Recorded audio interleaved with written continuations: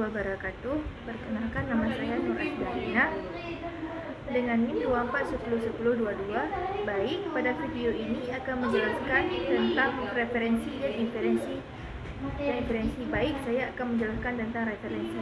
Referensi adalah rujukan atau sumber acuan yang digunakan untuk memperkuat, memvalidasi, atau mendukung pernyataan, argumen, atau klaim dalam tulisan atau pembicaraan. Referensi dapat berupa buku, artikel, atau sumber lain yang kredibel. Inferensi adalah proses penarikan kesimpulan berdasarkan fakta, pengalaman, atau informasi yang diketahui atau diasumsikan, baik secara eksplisit maupun implisit. Inferensi penting dalam memahami makna yang tidak selalu dinyatakan secara langsung dalam teks atau percakapan. Referensi berdasarkan tempat acuan. Referensi dibagi menjadi dua jenis berdasarkan lokasi acuan yang dirujuk, apakah berada di dalam teks atau di luar teks. Referensi endofora, yaitu acuan referensi berada di dalam teks itu sendiri. Referensi ini terbagi menjadi satu, anafora, yaitu mengacu pada sesuatu yang telah disebutkan sebelumnya dalam teks. Yang kedua, katafora, yaitu mengacu pada sesuatu yang akan disebutkan setelahnya dalam teks. Contohnya, dia pergi ke pasar, dia membeli buah. Kata dia mengacu pada orang yang sudah disebut sebelumnya. Yang ketiga, referensi exofora, yaitu acuan referensi berada di luar teks, yaitu pada konteks situasi atau dunia nyata di luar wacana. Referensi ini bersifat situasional dan tidak terdapat dalam teks. Contoh, kakak Bunga telah meninggal bulan lalu. Ia masih begitu terpukul atas kepergiannya.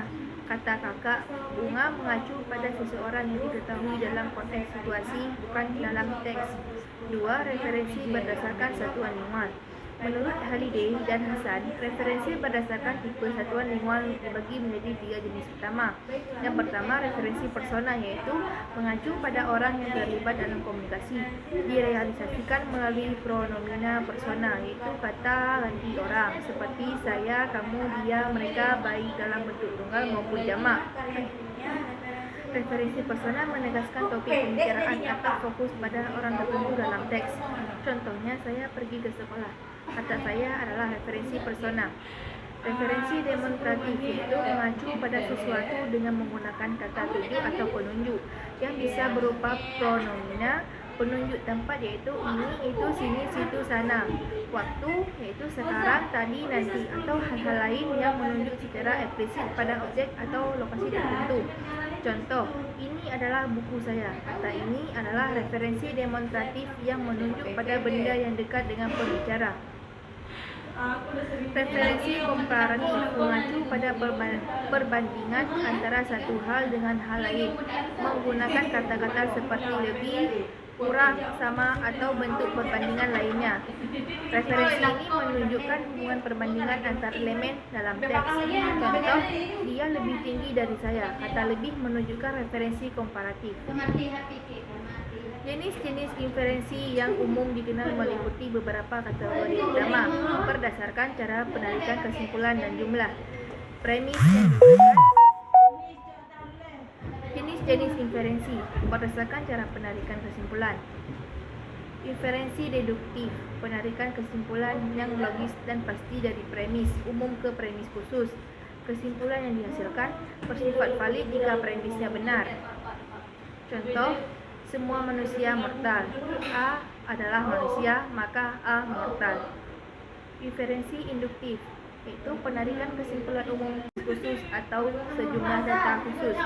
Kesimpulan bersifat probabilistik dan tidak selalu pasti benar. Contohnya, setiap angsa yang saya lihat berwarna putih, jadi semua angsa berwarna putih.